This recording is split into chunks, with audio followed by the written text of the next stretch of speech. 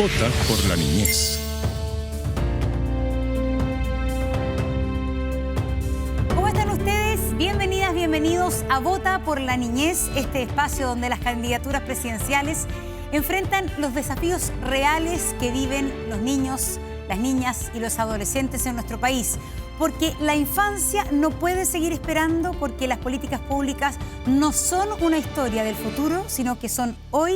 Y durante esta edición de Vota por la Niñez, como siempre, nos acompaña Paloma del Villar, directora del Observatorio Niñez de la Fundación Colunga, parte de una plataforma que reúne a más de 280 organizaciones y fundaciones expertas en infancia, adolescencia y educación. Paloma, gracias por estar con nosotros. Candidato. Y en esta ocasión recibimos al candidato Johannes Kaiser, candidato del Partido Nacional Libertario. Candidato, gracias por estar con nosotros. Muchas gracias por la invitación, un placer estar con ustedes. La dinámica del programa es la siguiente. Vamos a abordar tres ejes fundamentales que son bienestar, educación y protección. Cada bloque va a comenzar con una cifra que justamente interpelará sobre la realidad de la niñez en nuestro país. Y en cada uno de estos bloques temáticos el candidato responderá a una pregunta general de nosotras con la Paloma y también preguntas o en una tarjetita o también una pregunta en un video hecho por niños. Así que comencemos de inmediato por el primero de los tres bloques temáticos, el bloque de bienestar. Candidato, atención con la siguiente cifra. 1 de cada 10 niños o niñas viven con menos de 5.000 pesos al día, con menos de 5.000 pesos al día, una cifra que es 1 de cada 10 niños en nuestro país, según la CACEN del 2022. ¿Qué significa eso? ¿Qué significa vivir con menos de 5.000 pesos en concreto, Paloma? Claro, y son la cantidad de niños que hoy día viven bajo la línea de la pobreza, es decir, que con esos ingresos no alcanzan a costear una canasta básica de alimentos, pero también de transporte, vivienda, todos los gastos que tienen. Y quizá un dato clave que hay que tener en mente es que con la recomendación de la Comisión Asesora Presidencial, esta cifra aumentaría a 3 de cada 10 niños. O sea, si actualizamos los precios de la canasta de alimentos, 3 de cada 10 niños en Chile estarían viviendo sin lo mínimo para su bienestar básico. Y la pregunta es esa, justamente, candidato, ¿cuál sería su principal política pública pensando en esos niños que viven con menos de 5.000 pesos al día? Hoy día hay un sistema de bonos, también de transferencias directas. En su programa se ve que hay de alguna manera cierta reticencia y crítica al sistema de los bonos y las transferencias directas. Pero en el caso de los niños, ¿qué es lo que haría? Bueno, en primer lugar, hay que recordar que el hecho de que un niño esté viviendo con los montos que usted menciona normalmente tienen que ver con la situación económica de los padres. Obviamente. Si usted no mejora la situación económica de los padres, es decir, normalmente son personas que han caído o padres que han caído en el desempleo o incluso a veces en vicios que afectan a la familia, son temas de los cuales nosotros nos queremos hacer cargo, especialmente tema de drogadicción, tema de desempleo, echar a andar la economía. Es esencial para que también los niños crezcan en un ambiente protegido. Si no, hay que olvidar una cosa. Al final es la situación económica de los padres la que de alguna manera permea hacia los menores, su situación personal, su situación psicológica. Y ya lo decía, creo que incluso Napoleón Bonaparte en su momento, que si uno quiere educar a los niños, primero tiene que educar a los padres, tiene que ayudar a los padres para que puedan generar un entorno que sea seguro y que sea, por supuesto, económicamente consolidado. ¿Cómo se ayuda concretamente finalmente a los padres? Pensando hoy día también que las familias pasan por problemas muy grandes, ¿no es cierto? De partida las familias son monoparentales, muchas de ellas, hay pobreza, hay drogadicción, temas que son de resolución a largo plazo. Los niños que viven con menos de 5.000 pesos hoy día, ¿qué se hace en esa situación? Usted tiene dos opciones. En primer lugar, yo soy muy crítico de la idea de que el hecho de que un niño viva en pobreza significa que esté desprotegido. O sea, normalmente los padres... aquellos que no están sufriendo ciertas circunstancias que usted acaba de mencionar, como es, por ejemplo, el tema de la drogadicción, aunque estén viviendo en pobreza, tratan de hacer lo mejor posible por sus hijos. ¿Ya? Entonces, ¿qué es lo que nosotros queremos hacer? Bueno, en primer lugar, nuevamente, si usted no tiene formalidad, si usted tiene a los papás trabajando 4, 8 horas o 10 horas a la semana y no más, ¿ya? no tienen los ingresos. Usted no tiene, por ejemplo, suficiente infraestructura Junji, ¿ya?, para recibir a los niños. Si los materiales del colegio, por ejemplo, la JUNAEP, llegan en noviembre, no llegan en marzo cuando debiesen llegar.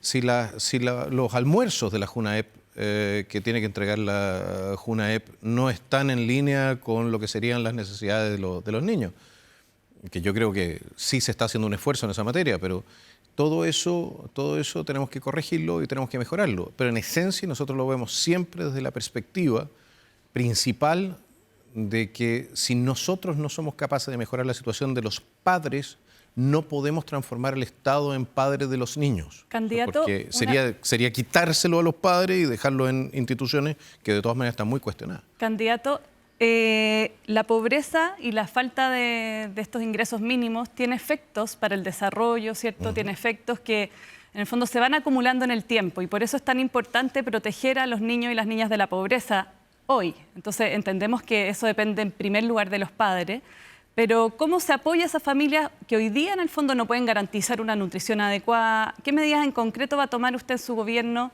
por eso tenemos para proteger a esos niños de la pobreza, no de su familia? Por eso tenemos que fortalecer la Junji, por eso tenemos que fortalecer el sistema educativo desde el punto de vista de las prestaciones que está prestando en esta materia, ¿no? Yo creo que es la forma más directa de efectivamente tener un impacto. Ahora, nos tenemos que hacer cargo también de otros tipos de pobreza que hoy día están afectando, yo lo conversé en su momento en el Hogar de Cristo también, que es entonces cuando los padres no saben cómo ayudar a sus hijos, por ejemplo, en materia académica también. Una campaña nacional, por ejemplo, para incentivar a la lectura temprana, leerle un cuento antes de irse a dormir a los niños, podría cambiar. De hecho, existen estudios canadienses que nos dicen que hasta 30% los niños a los cuales se les lee antes de irse a dormir tienen un resultado hasta 30% mejor académico en la vida. Eso es una cuestión brutal. ¿Te gustaría implementar algo así en Chile? Me encantaría implementar un sistema de educación, o sea, no de educación, pero de ayuda a los padres para que puedan ser mejores padres, para que tengan mejor información y en ese sentido también reducir las brechas culturales que se están dando dentro de nuestra sociedad. Entregarles más herramientas para que puedan entonces hacer las cosas mejor para sus hijos, que es algo que yo creo que todo padre quiere hacer necesariamente. Ahora, otro punto que usted había planteado respecto a la pobreza. Uno de los elementos esenciales que llevan a que un niño esté bajo la línea de pobreza es también la separación de los padres. Que es una cuestión, por un lado, es psicológicamente devastadora para los niños, ¿no? El tener a los papás separados es muy triste, pero por otro lado también genera pobreza. Genera pobreza no solamente porque el papá no paga a través a veces no paga porque no quiere, a veces porque no puede, sino que también porque en el momento que tú tienes dos viviendas separadas, dos vidas separadas, aumentan los costos de vida para la pareja y se reduce el recurso disponible. Las separaciones de pareja no se pueden evitar. ¿Cómo se enfrenta entonces a esos niños que quedan finalmente mucho más desvalidos, vulnerables por la separación de sus padres? Podemos fomentar, lo que pasa es que también hay un tema de información. Podemos fomentar también la permanencia en pareja, uno. Dos, tenemos que eliminar los incentivos que van en contra de la conformación de la pareja sólida y estable. Por ejemplo, usted estaba planteando el tema de los subsidios.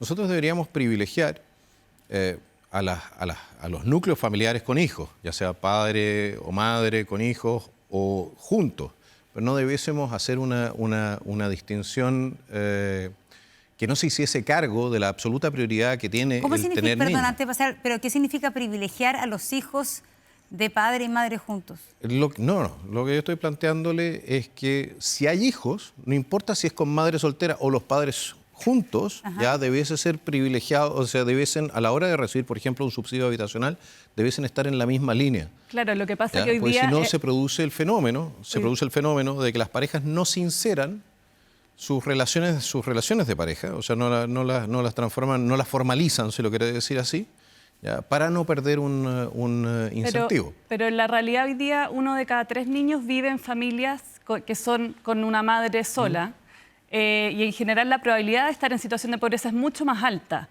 Como decíamos, ¿cierto? Los niños no tienen la responsabilidad ni la culpa de que sus padres estén separados, que hay un padre ausente. Entonces, ¿cómo se garantiza para el niño el derecho a una vida digna independiente de la situación familiar en la que se encuentra. Bueno, es que usted no puede garantizarlo. El Estado no puede garantizar. No, seamos absolutamente honestos en esta materia. Nosotros podemos generar los incentivos, podemos tratar de mejorar la situación, podemos colocar recursos, ¿ya? Pero la garantía, dése cuenta que el Estado no es capaz de garantizar ni siquiera la indemnidad física y psicológica dentro de sus propias instituciones. Es decir, nosotros tenemos más... Es decir, ¿usted cree que no hay que ni siquiera declararlo? Que el Estado debe garantizar... No, yo no he dicho eso. No, que en el fondo que como no lo puede cumplir... Yo creo que cuando no puedes cumplir algo, tú tienes que ponerte metas, sí, ¿ya? Tú tienes que ponerte la meta de que esta situación no se produzca. Pero no debe mentir el Estado haciendo creer de que puede cumplir con algo que no puede cumplir. Si tenemos 3 millones de personas en listas de espera, ¿ya?, que no están siendo atendidas, y supuestamente tenemos el derecho a la salud consagrado en la Constitución. Entonces, a mí quizás es una deformación personal, pero a mí me molesta de alguna manera prometerle a la gente cosas que no se van a cumplir en la forma que se tienen que cumplir. Prefiero que se cumpla. Prefiero que se cumpla. Hagamos las cosas bien. Tratemos de que los recursos lleguen efectivamente a los niños, que lleguen de la mejor manera, que no se queden en la administración pública, ¿ya? Que lleguen en forma de, por ejemplo, de vouchers de educación, de ayuda efectivamente para la canasta básica, que efectivamente la gente pueda percibir eso. Hagámoslo, sí, pero no prometamos algo si no sabemos y no tenemos la certeza de que podemos cumplirlo, porque va horadando la confianza de la ciudadanía en la democracia. Vamos con una pregunta, la contestamos cortito. Elija una tarjeta, candidato. Encantado. Vamos a ver. La pregunta número 2 la leo ante el público. Hoy en Chile, tiene una de las tasas de natalidad más bajas de Latinoamérica. ¿Qué medidas concretas propone para revertir esta tendencia? Bueno, de hecho tenemos una de las tasas de natalidad más bajas del planeta. Y eso significa que en 20 o 30 años más, no importa si usted es de derecha o de izquierda, ningún sistema va a funcionar si no tenemos reemplazo demográfico, no hay niños. Nuestra aproximación es transformar a Chile en el mejor lugar del mundo para ser mamá. Eso es lo que queremos hacer, esa es nuestra meta. ¿Y cómo se logra eso, Lo vamos candidato? a lograr, nosotros queremos hacerlo a través de un cambio de actitud también social. En primer lugar, tenemos que efectivamente un trabajo cultural que hacer, ¿ya? Porque para que sea el mejor lugar del mundo para ser mamá, vamos a necesitar buenos papás también, ¿ya? Pero lo que nosotros queremos hacer aquí es esencialmente cambiar la visión del Estado en su trato con las mamás. La mamá tiene que estar en el centro, las mamás que ya fueron también, por lo demás, no solamente las que van a ser, ¿ya? Tienen que estar en el centro del reconocimiento social, tienen que estar en el centro de la actividad del Estado, en los privilegios de atención, en la recepción de ayuda social, etcétera, etcétera. Con eso, por lo demás, nos hacemos cargo, con mucho, de las dificultades que ustedes han descrito en la pregunta anterior.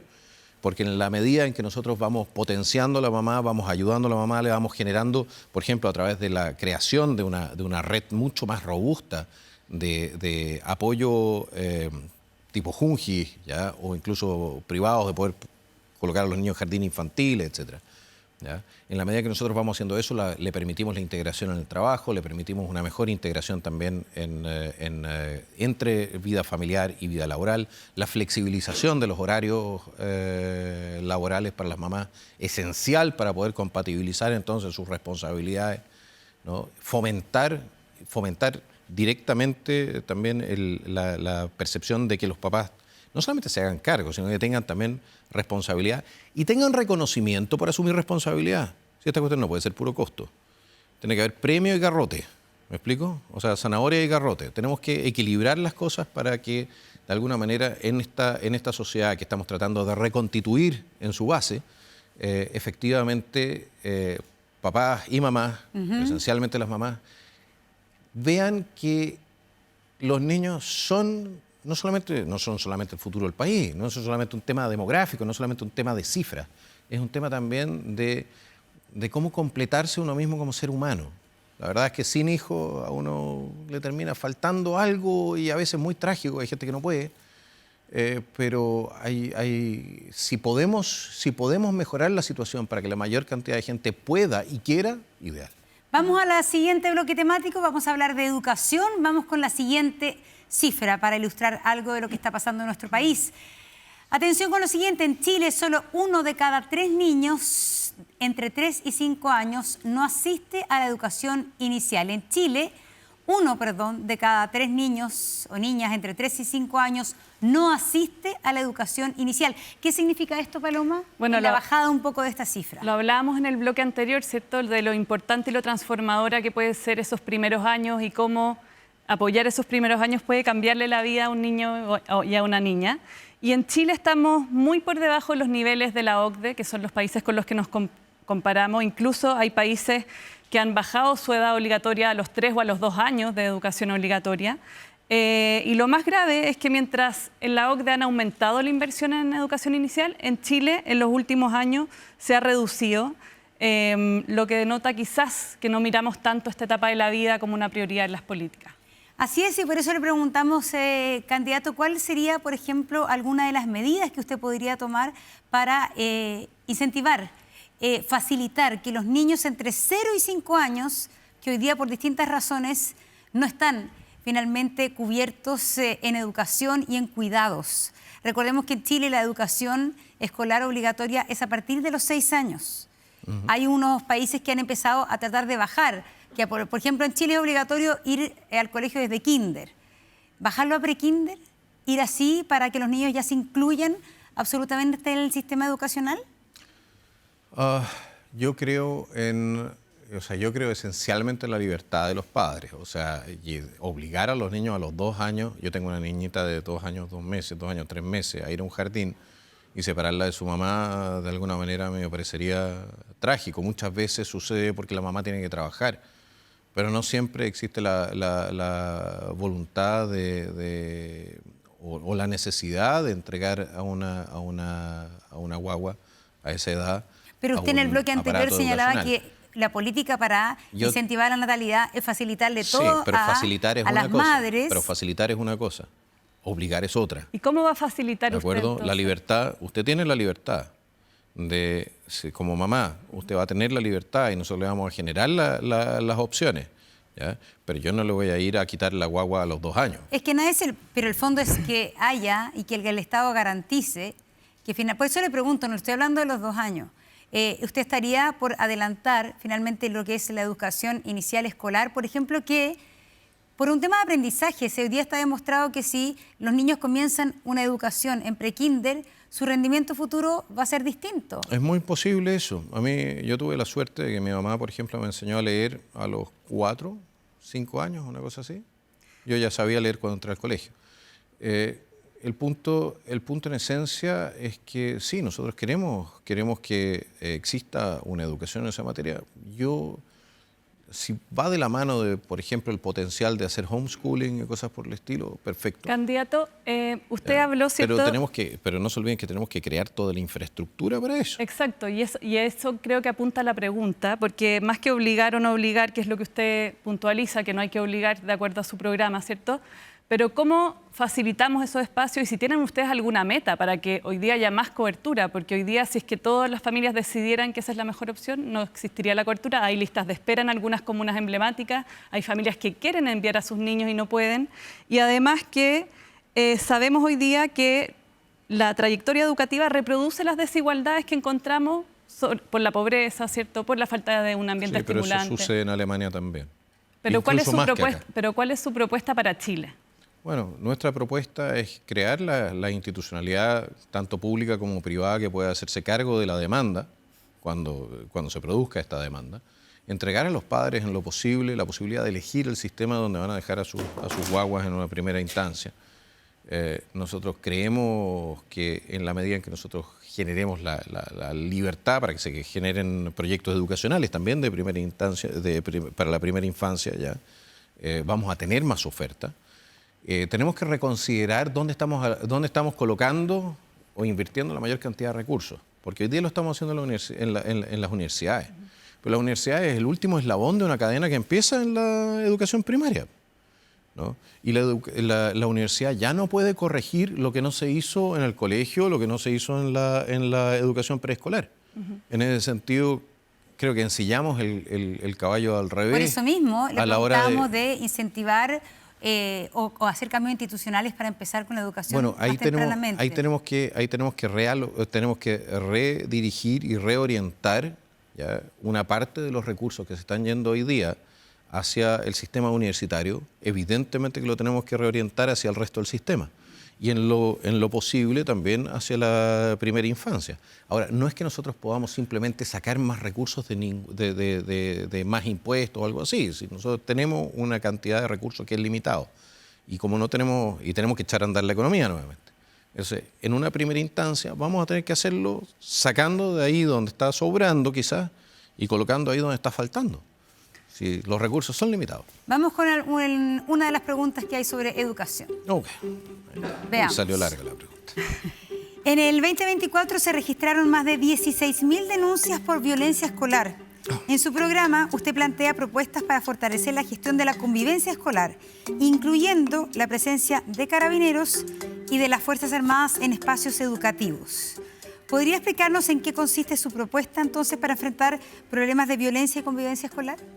No recuerdo que hayamos planteado la presencia de Fuerzas Armadas, pero Página 98, nos tenemos acá el programa. Me permito ser corregido de inmediato, si así lo desean. El punto es que, a ver, nosotros para aumentar la presencia, uno de los elementos esenciales para recuperar el control en los colegios es entregarle de nuevo facultades disciplinarias a los profesores y que los padres y los apoderados ya tengan que hacerse cargo efectivamente de las acciones de los alumnos.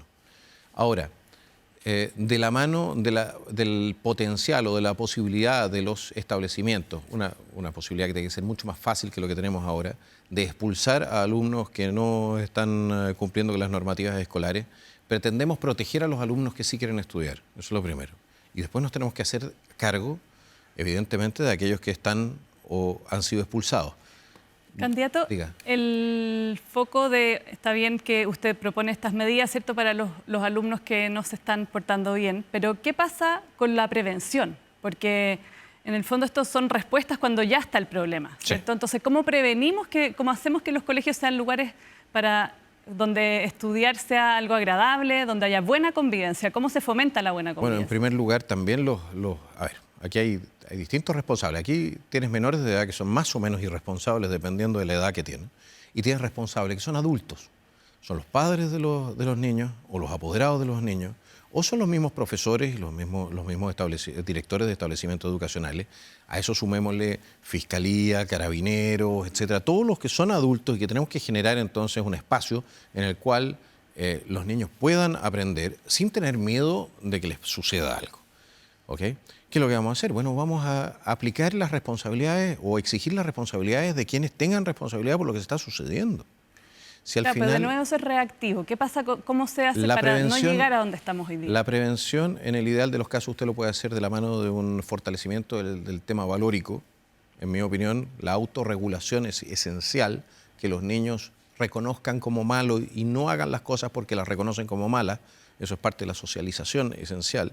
Tenemos un problema, o sea, tenemos que generar campañas para ir recuperando ese capital cultural que hemos ido perdiendo en el último tiempo. Tenemos que fortalecer por eso también la necesidad de que los padres se involucren. Si los padres no pueden dejar entonces que sus niños, no saber qué es lo que están haciendo los niños, no saber con quién se están relacionando los niños. Es que ahí viene el tema de que hoy día la verdad es que los problemas de las familias son muy acuciantes. Son muchos. Y sí, finalmente son los niños de clases acomodadas los que tienen padres mucho más activos en sus comunidades escolares porque tienen más tiempo, tienen más recursos, tienen más educación. En aquellos lugares donde los niños están más vulnerados, tienen peor situación económica, peor situación familiar, esos padres justamente son los que no están presentes por muchas razones. Entonces ahí, sí, cómo el colegio, cómo la educación pública en este caso, viene también a ayudar a los padres a crear buenos ciudadanos. Yo le diría que su generalización no calza. Yo le diría que, por ejemplo, yo he visto a muchos padres en situación muy humilde, ¿ya?, que se comprometen al 100% con la educación de sus hijos. Especialmente aquellos evangélicos, etcétera, están permanentemente en el tema de la educación de sus hijos. Hay un tema de actitud. Y muchos padres en el barrio alto que se olvidan que tienen hijos.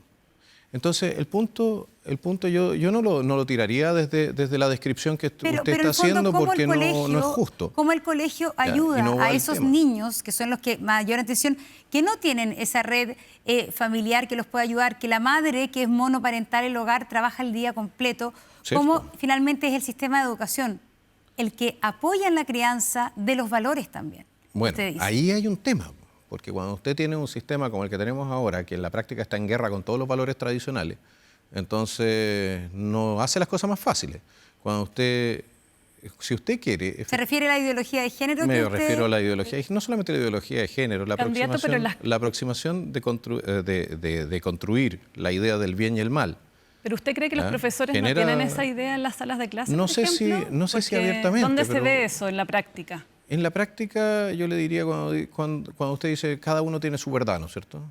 Claro, pero en una sala de clases de niños de 10 años donde hay un profesor que trata de poner orden, ¿cierto? Donde fomenta la convivencia. ¿Dónde se ve ahí eso? usted tiene distinto. Usted tiene efectivamente profesores que están ideologizados, otros profesores están completamente superados, entre otras cosas también por la ley de inclusión, por ejemplo. ¿Ya? La ley de inclusión le ha cargado a los profesores que son profesores que no tienen necesariamente el respaldo de psicopedagogos, etcétera, etcétera. Le ha cargado entonces al tener que trabajar con niños que tienen necesidades especiales. Y eso en cursos de 40. Es decir, donde al final termina con 3 o 4 niños. O sea, tampoco es tan fácil. Y ahí usted va a poner más recursos para que haya más psicopedagogos, más apoyo a Yo quiero que tengamos unidades educativas especiales para niños con necesidades especiales. Creo que ¿No cree tanto en la integración en la educación? No, creo que ha sido un fracaso. Si al final no es un problema de creer, es un tema de observar. Los profesores están muy, muy saturados. Con 40 alumnos es muy difícil mantener el control en una clase. Cuando usted tiene entonces un niño que se desregula, ¿ya? O 2, o 3, o 4. Entonces el profesor, si no tiene para más remate los recursos para eso, mire, no funcionó en Alemania, yo observé el sistema allá, yo no sé por qué lo trajeron para acá. Bueno, el tiempo lamentablemente es limitado, vamos a hacer una pausa, seguimos de inmediato con Vota por la Niñez, 24 horas, 24horas.cl y NTV.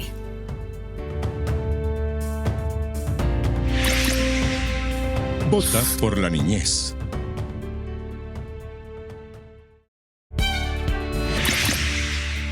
Vota por la Niñez. Bueno, y comenzamos este último bloque enfocados en el tema de la protección a la infancia, que es todo el sistema que se encarga de proteger a niños, niñas y adolescentes que han sido gravemente vulnerados en sus derechos. Y vamos a la siguiente pregunta, candidato, porque los niños que ingresan al sistema de protección son más de los que nacen mensualmente en nuestro país. Y la verdad es que aquí uno dice cuál es la política que hay que adoptar justamente para prevenir que hoy día hayan tantos niños que están viviendo vulneraciones en sus derechos y que finalmente la mejor opción es que tengan que algunos ser atendidos por el Estado en residencias, por familias de acogida en otras circunstancias o por programas de apoyo. ¿Qué pasa para tratar de revertir esta cifra? A ver, hagámonos cargo de que esta cuestión es multicausal. ¿Ya? Tiene muchos orígenes.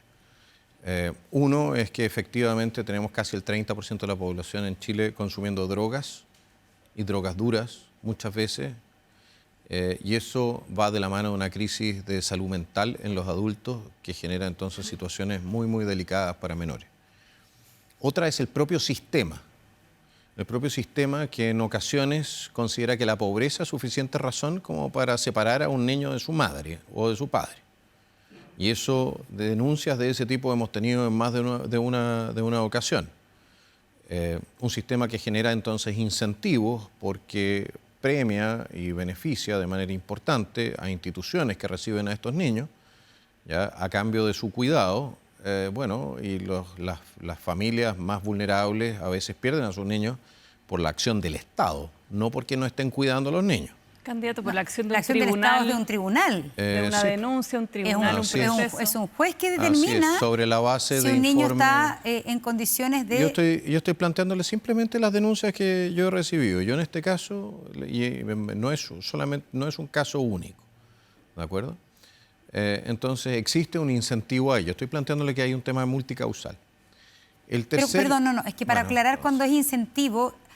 ¿quién incentiva El incentivo... a que el Estado, en sus palabras, finalmente le quite al niño a la familia? Hay organizaciones, a ver, mucho de los tribunales de familia trabajan con organizaciones que son organizaciones no gubernamentales, que dan todo tipo de recomendaciones, ¿ya?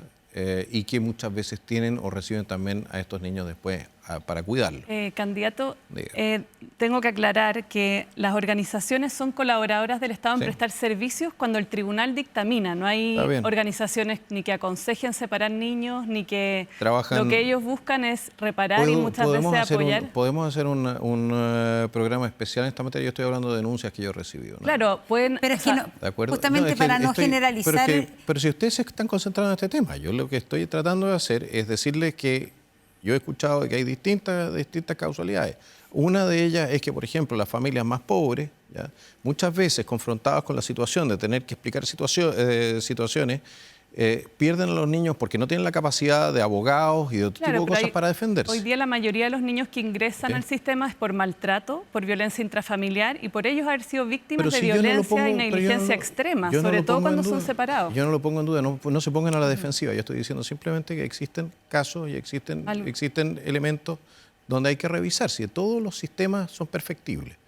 ¿De acuerdo? Es lo mismo que pasa con los sistemas, por ejemplo, de tribunales de familia para separaciones y cosas por el estilo. Pueden haber vicios a veces en los casos, pero ¿qué pasa hoy día con los niños que sí necesitan un apoyo porque han sido vulnerados por las personas que tienen que cuidar? Pero estaba tratando de responder a la pregunta que me hicieron, que era entonces, ¿cómo impedimos que estos niños terminen en el sistema? Uno es un perfeccionamiento del propio sistema. El segundo es que necesitamos hacernos cargo de la crisis de salud mental y de drogadicción en nuestro país, que genera probablemente la inmensa mayoría de los problemas que usted está describiendo y que no solamente lo tenemos que hacer desde el punto de vista criminalístico, sino que tenemos que hacer entendiendo a los consumidores también como pacientes, como gente que necesita una ayuda para poder salir de eso y poder hacerse cargo de sus propias vidas. Yo creo que en ese sentido lo que estamos invirtiendo en el CENSE, lo que se está haciendo, no es suficiente y o sea, primero no es suficiente, no se le está dando ¿cómo se dice esto?, la prioridad que corresponde, no estamos previniendo como corresponde, especialmente también en los colegios, ¿ya? Creo que podríamos hacer una política mucho más agresiva en esa materia para ir revirtiendo esto en el mediano y largo plazo.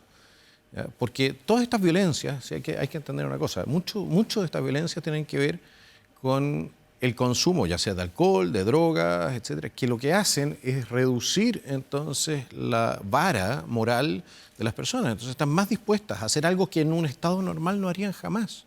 Vamos con la pregunta de una niña, en este caso respecto al sistema de protección.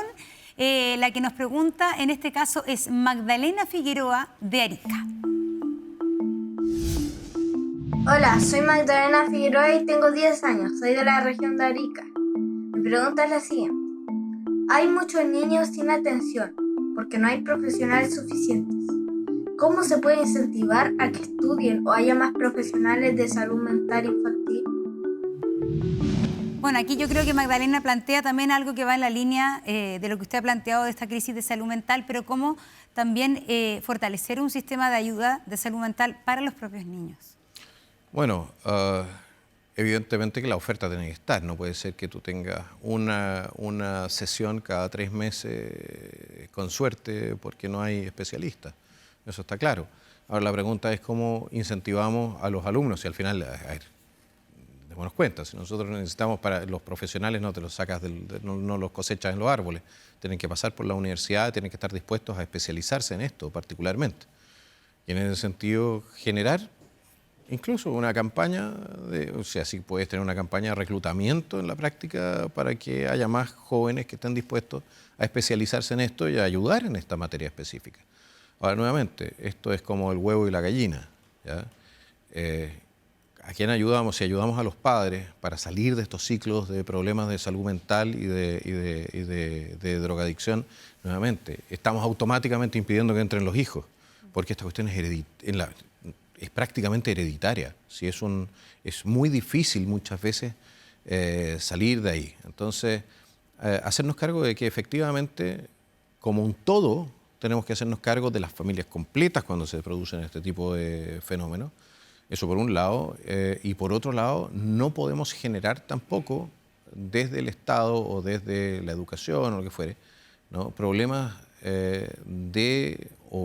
generar incentivos a la incerteza respecto de lo que es bueno y malo, de la propia identidad y cosas por el estilo. Eso El no tiempo corresponde. corre. Si usted fuese presidente de la República, en su última cuenta pública, ¿cuál le gustaría que fuera el titular de su legado en políticas de niñez? En pocas palabras.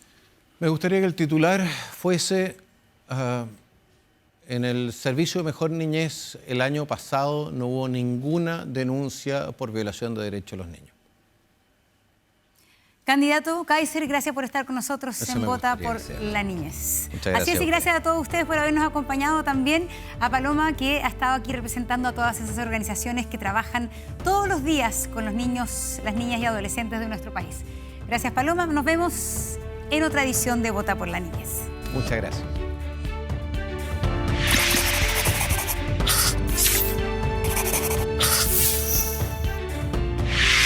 Vota por la niñez.